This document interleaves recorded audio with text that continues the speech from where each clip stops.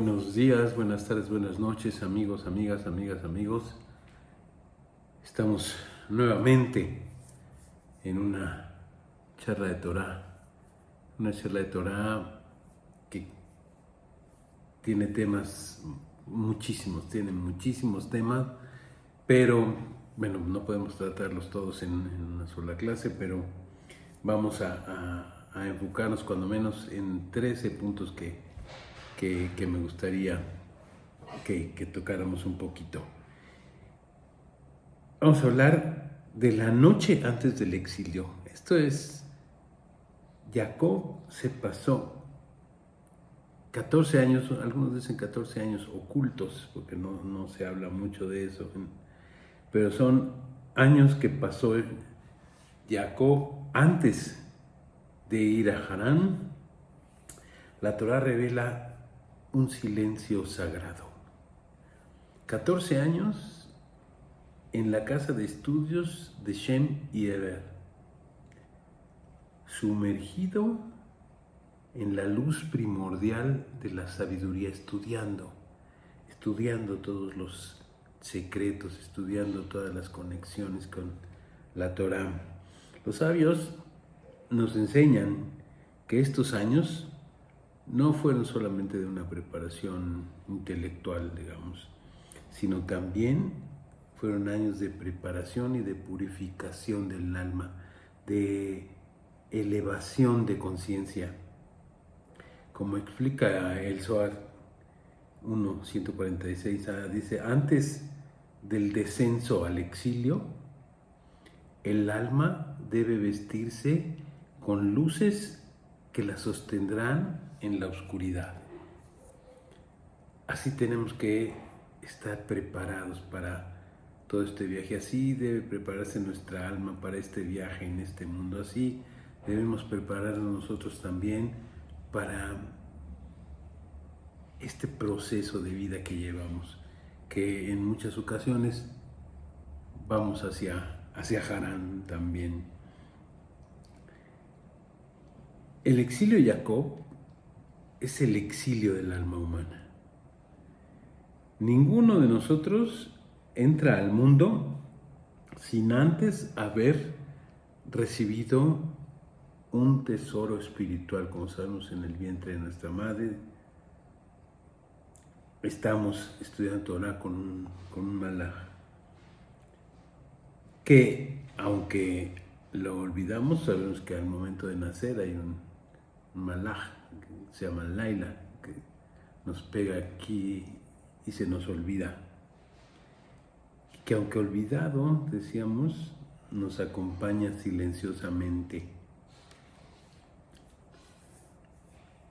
Vayifgaba Makom es un encuentro, pero más que un encuentro, la Torah dice Vayifgaba Makom es encontró el lugar.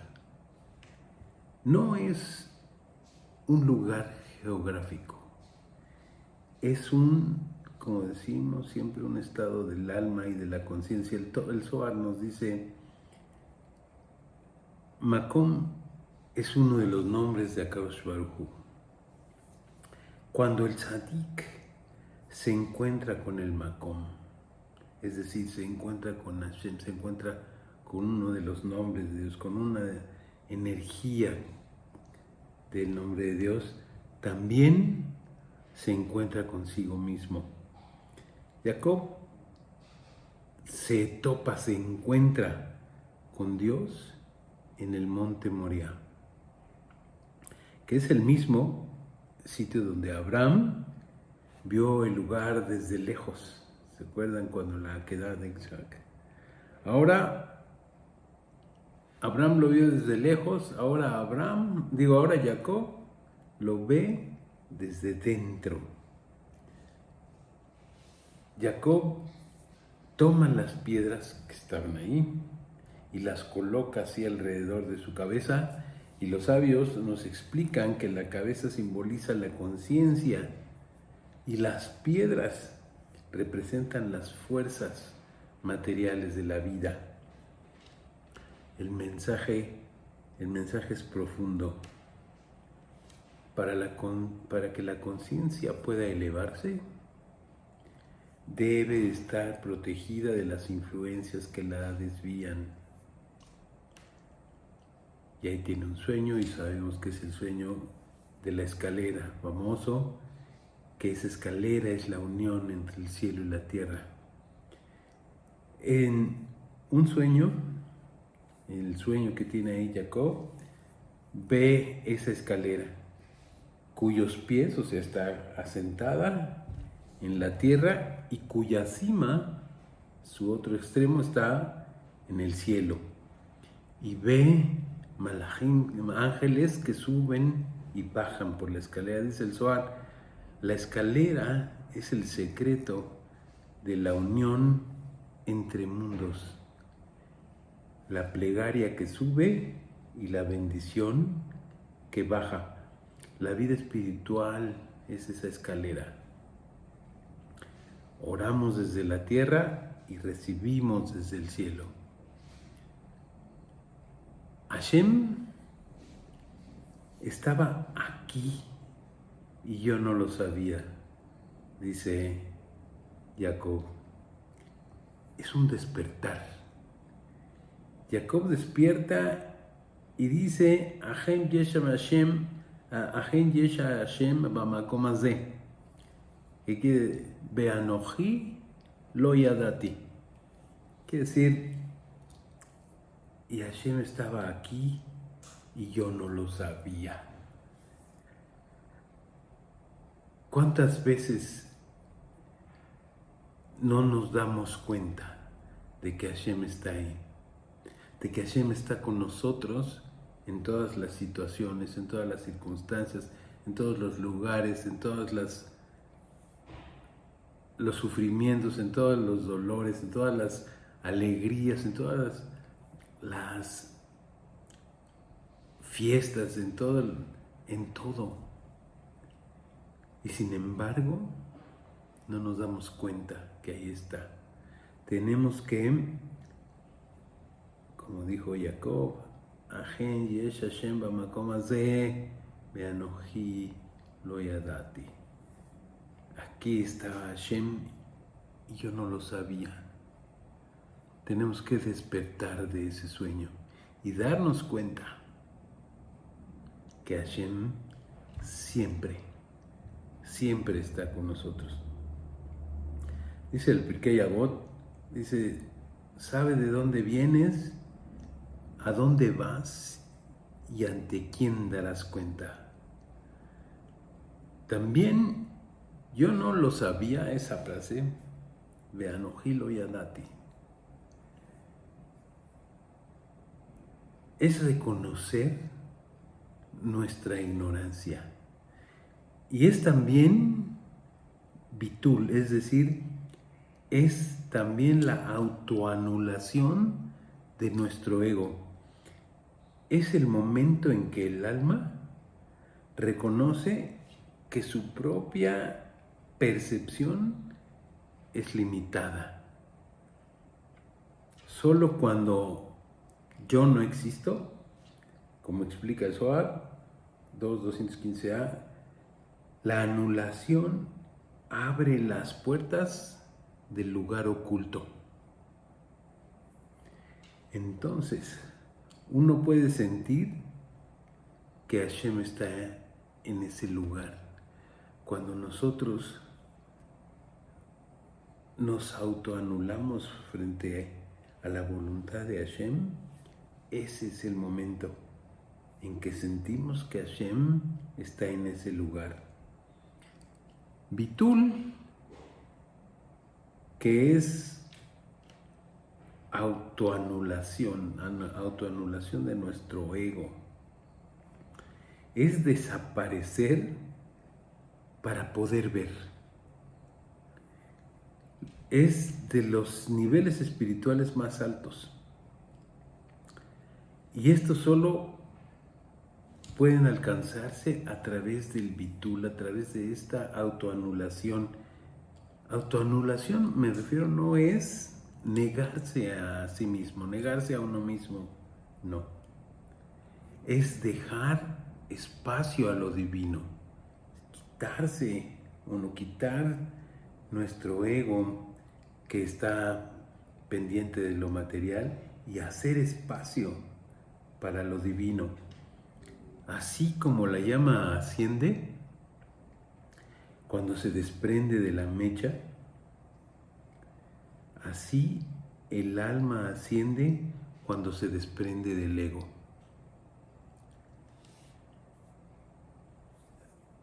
La piedra como la casa de Elohim. Jacob declara que aquí donde pongo esta piedra será la casa de mi Elohim.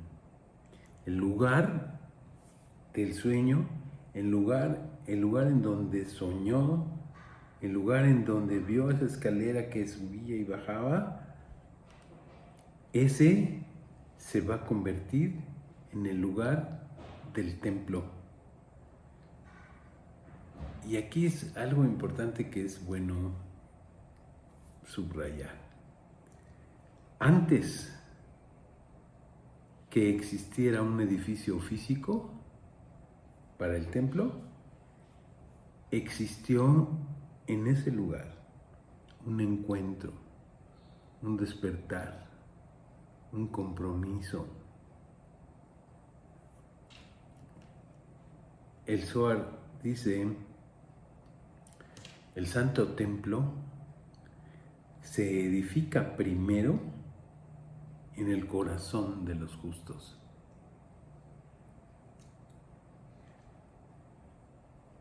Jacob hace una promesa, o digamos un trato con Hashem, y le dice que de todo lo que tú me dieres, te daré la 10ª parte, es decir, el maser, el diezmo. Y este no es meramente economía, es espiritualidad, es reconocer que lo que tenemos, es decir, que lo que nos llega, es decir, que lo que es nuestro, no es nuestro. Es también reconocer que toda esa abundancia viene y proviene de Hashem. Y también es darle su parte al Satán para que nos deje en paz, para que no quiera él llevarse la mayor parte. Si nosotros lo separamos y lo damos voluntariamente, estamos asegurando que ese otro 90% o esas otras 9 partes de 10 están kasher y están bajo la luz divina. El Pirkei Avot nos enseña, da a él, a Kadosh Baruj Hu, lo que es suyo, porque tú y lo tuyo son suyos. Esa es la aceptación de la soberanía divina.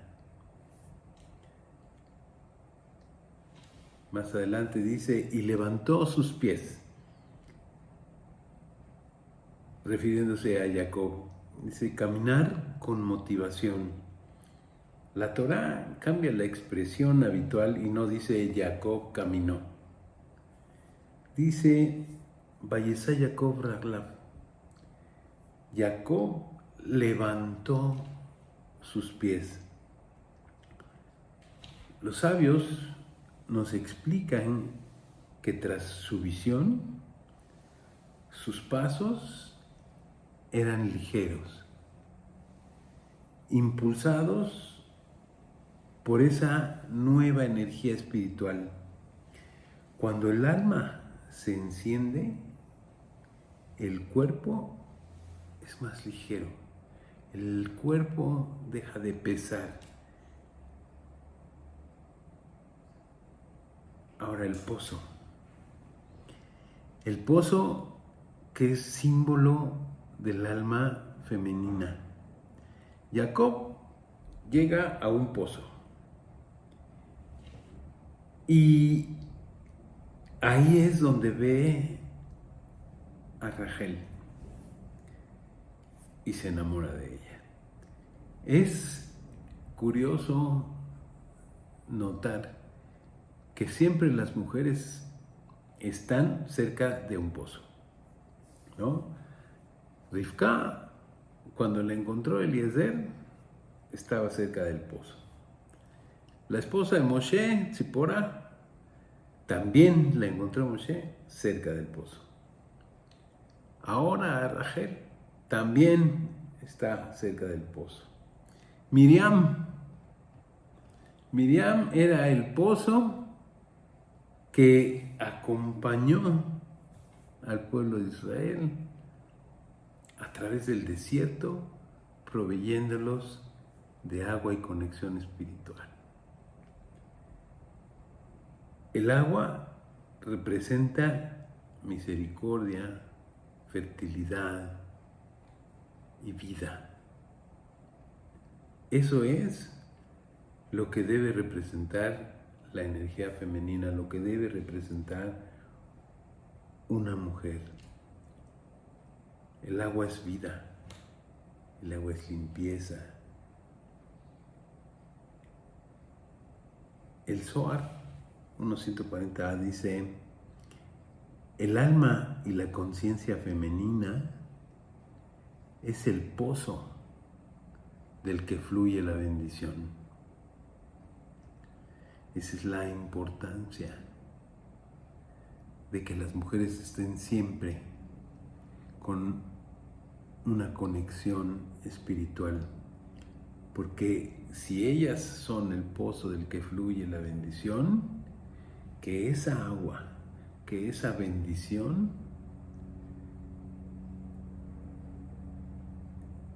esté lo más elevado, esté lo más limpio y puro posible, para que quien beba de esa agua reciba la bendición completa.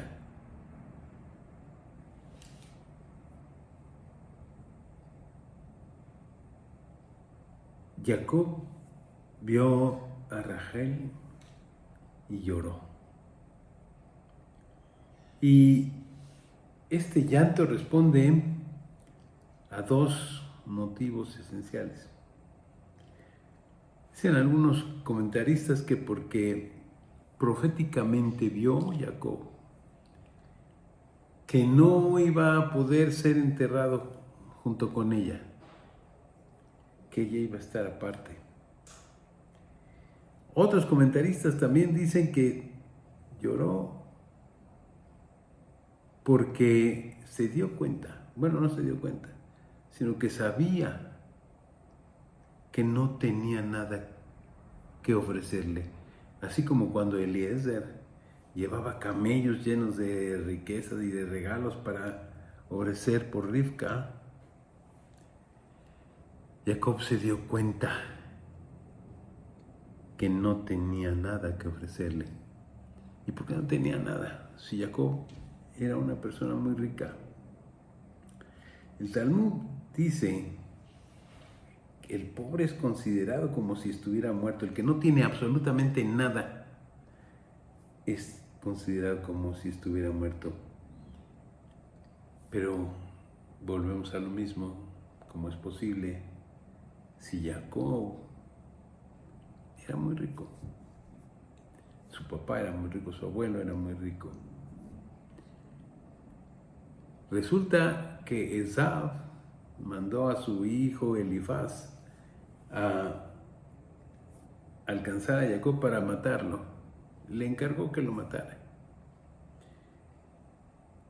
Cuando Elifaz se encuentra con Jacob, Jacob le dice: no me mates, y aparte Elifaz tampoco quería matarlo.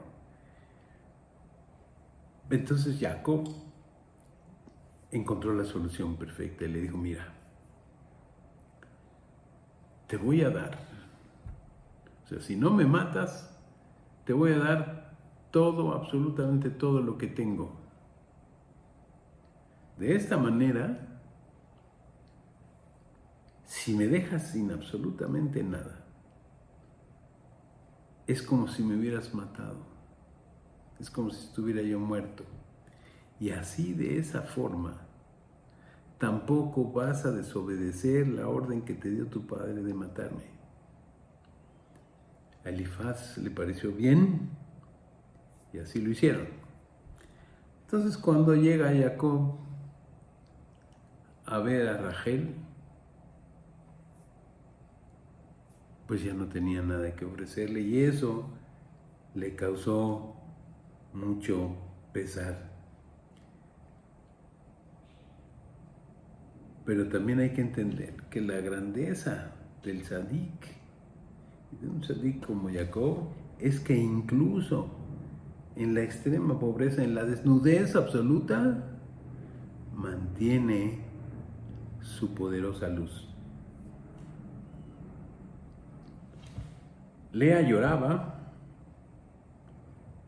porque dice la Torá que Lea, que Labán tenía dos hijas, Lea y Rachel, y que Lea tenía sus ojitos como llorosos, como tristes, melancólicos.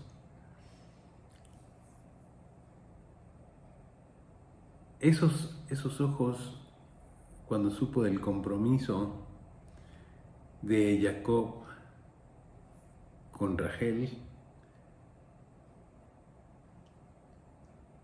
Lea se puso muy triste porque pensó, si a mi hermana menor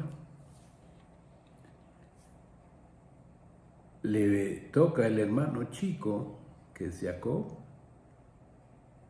lo más probable es que a mí me quieran comprometer con el hermano grande, con Esaú. Y eso le causó una terrible angustia. Rachel era hermosa de cara y figura, dice la Torá. ¿Por qué? Rachel sabemos que representa a Malhut, el Malhut corregido, el Malhut que es hermoso, que tiene atracciones, que es este mundo, que tiene muchas distracciones, que tiene muchas maravillas. Por eso era hermosa. Por eso Jacob, en cuanto la vio, se enamoró de ella. Pero sabemos también que las dos eran almas inmensas y que Lea representa a los mundos superiores. Y sabemos que solo se puede llegar a Rachel a través de Lea. Solo cuando podemos conectarnos con esos mundos superiores, vamos a poder tener la capacidad de conectarnos con este mundo, con este Malhut corregido. Y nosotros venimos precisamente a eso, a ayudar a esa corrección, a hacer la corrección de este mundo.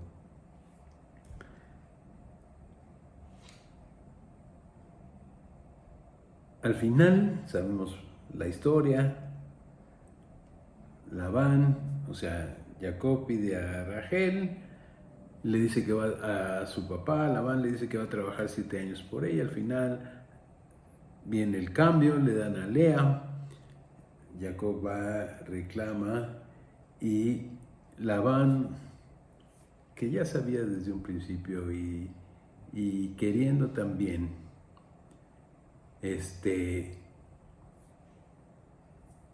justificarse o queriendo aparentar rectitud, le dice, es que aquí no hacemos eso. Aquí no podemos entregar a la chica si no ha salido o no hemos entregado a la grande.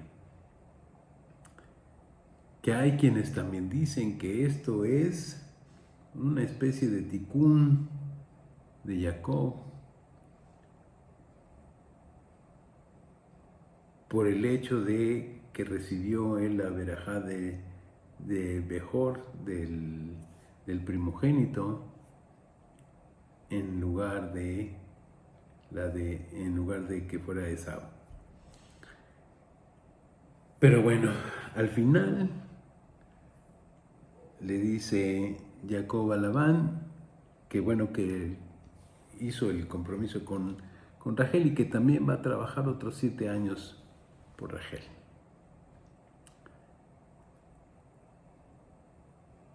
Jacob cumple su compromiso con Rachel. Él le había hecho una promesa y la cumplió.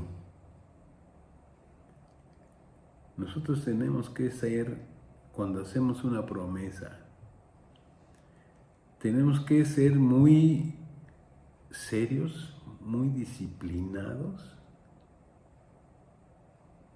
en lo que estamos haciendo. Tenemos que tener la conciencia de que cuando nosotros prometemos algo, estamos dejando parte de nuestra energía ahí.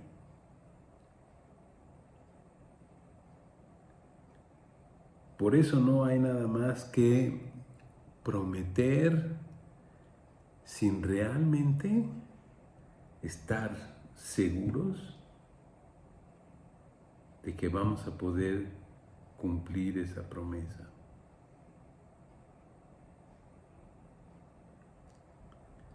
Entonces, Jacob termina casándose con las dos. Y dicen que aquí sale una pregunta. Dice, ¿cómo pudo haberse casado con las dos Jacob si la Torá prohíbe casarse con 2 hermanas? Aquí hay varias respuestas que dicen varios comentaristas, pero una que me gusta es que la Torá en ese momento, aunque ya los patriarcas cumplían con la Torá, pero todavía no estaba revelada, sino hasta después, hasta la generación de Moshe. Y su prohibición solo existía en un estado potencial. Entonces, tomando eso en cuenta, Jacob le dio preponderancia a la promesa que él había hecho a Rachel sobre el hecho de no cumplir con un precepto que todavía estaba en potencia, que todavía no había sido manifestado.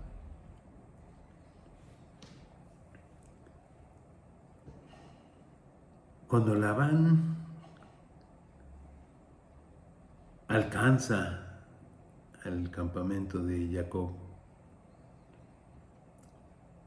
entre las cosas que le dice al final, le dice, ¿por qué me robas mis ídolos? Y Jacob, ignorando, o sea, no sabía que Rachel había tomado los ídolos de su padre y que se los había llevado con la intención, la buena intención. Hay que tener cuidado cuando hacemos nada más la buena intención, no necesariamente va a dar buenos frutos en ocasiones. Rachel, con la intención de que su padre dejara de tener esos ídolos en su casa, se los lleva. Pero se los robó. Cuando Labán le dice a Jacob, ¿por qué te robas mis ídolos? Dice, yo no he sido. Y aquel en cuya posesión hallares tus ídolos, no vivirá. Esto nos enseña muchas cosas. El poder, para empezar, que tiene la palabra. En segundo, el poder que tiene la palabra de un tzadik. Un tzadik que está tan conectado con Hashem, tan conectado con la voluntad del Creador. Dice la Mishnah, Pirkei Avot, se haz su voluntad para que su voluntad sea tu voluntad.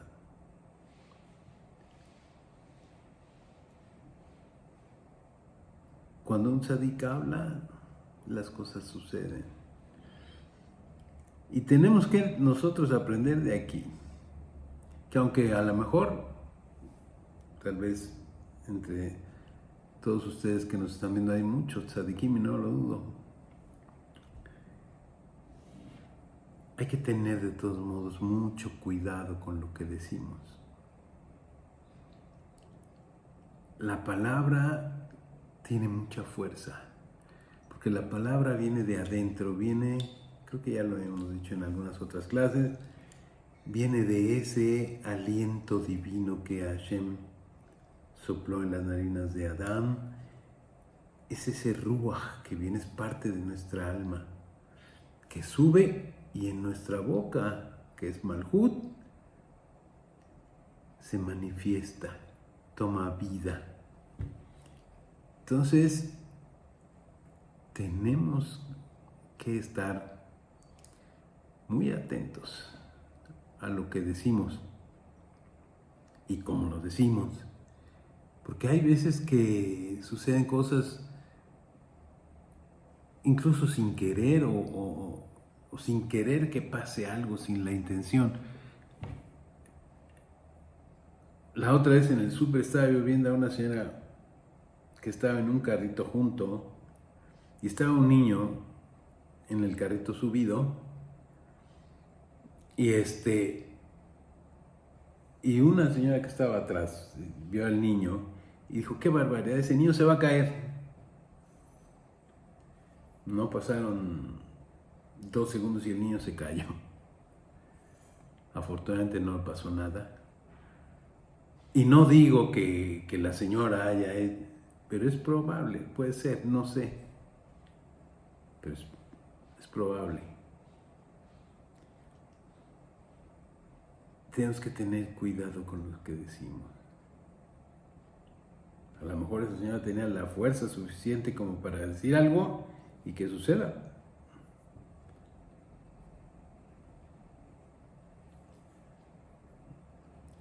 Tenemos que tener mucho cuidado en lo que decimos.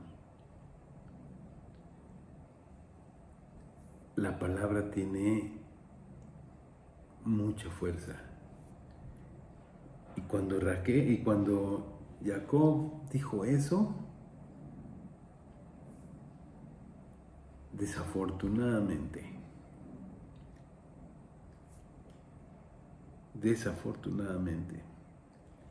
la palabra del Tzadik se cumple y por eso es que Rachel muere en el camino. El Zohar nos explica que Rachel no murió, que Rachel vive en sus hijos y en sus lágrimas. Ella llora por sus hijos y Hashem la escucha. Dice el profeta Irmiao 31:15. Rachel se convierte en madre eterna porque muere al dar a luz a Binyamin. Rachel se convierte, como decía, en la madre eterna, en la protectora de Israel en el exilio. Y ahí está su tumba, en el camino hacia Israel, para dar la bienvenida a sus hijos cuando vayamos todos finalmente a esa tierra de leche y miel. Concluyendo, podemos decir que Jacob nos enseña que el exilio es el camino del alma y de la conciencia. Y fíjense que en el camino de este exilio, Hashem le dice, ahora vas a ir a Harán y no temas que yo voy a ir contigo. Si nosotros tenemos conectada nuestra alma y tenemos nuestra conciencia elevada a Hashem, y aunque no, pero se nota más cuando sí, que Hashem está con nosotros, que Hashem va con nosotros a ese exilio. Y después, Hashem le dice a Jacob, ahora regresa a tu casa y no temas que yo voy a estar contigo. Hashem siempre está con nosotros.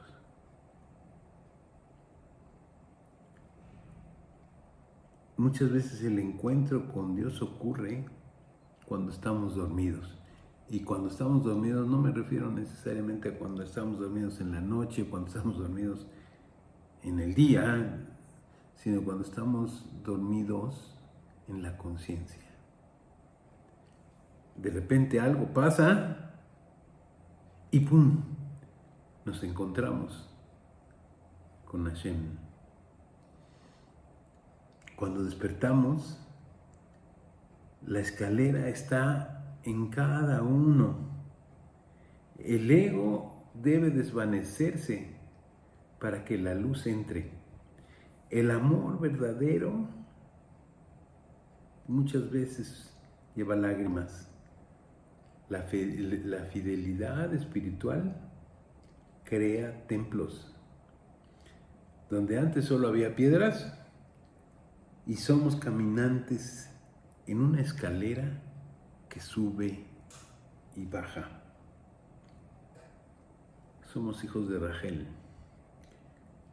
la que no pide honor para ella misma, sino redención para sus hijos.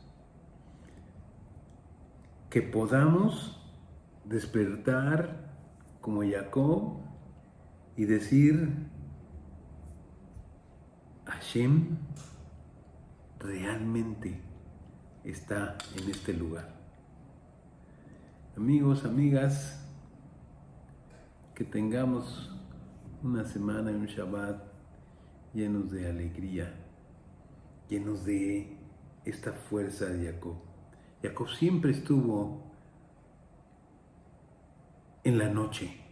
De hecho, el rezo de Arbit, que es en la noche, es conexión con Jacob. Jacob siempre estuvo de noche y iba y de noche y luchó de noche y tuvo sus sueños de noche.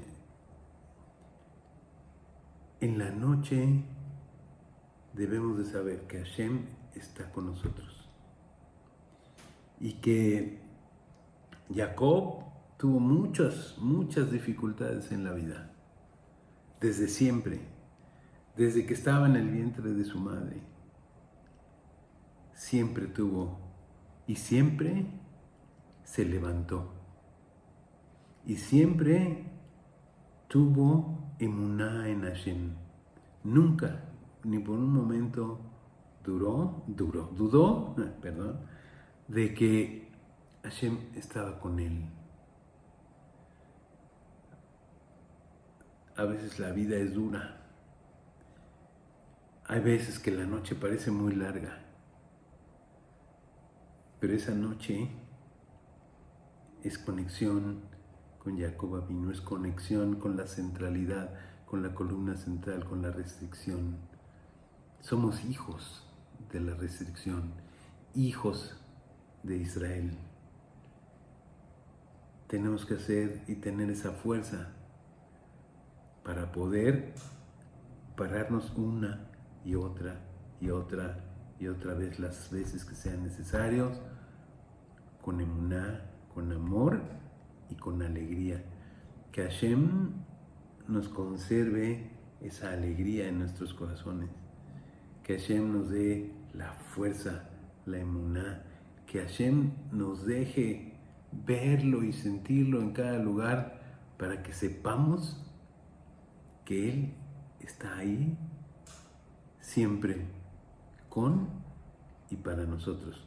Muchísimas gracias por esta oportunidad.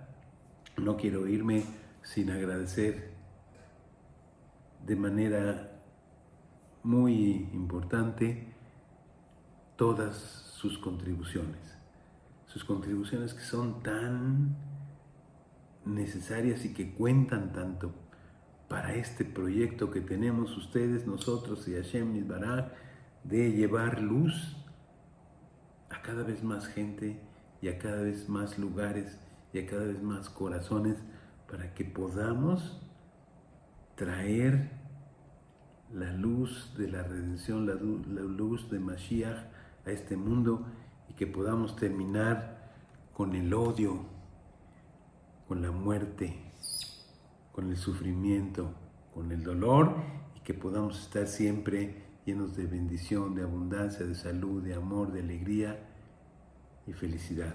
Muchísimas gracias, mi querido Joel. Nuevamente gracias a ustedes. Shalom Ubrahot. Que haya Nisim Beniflahot, milagros y maravillas en su vida. Hasta la próxima. Muchas gracias.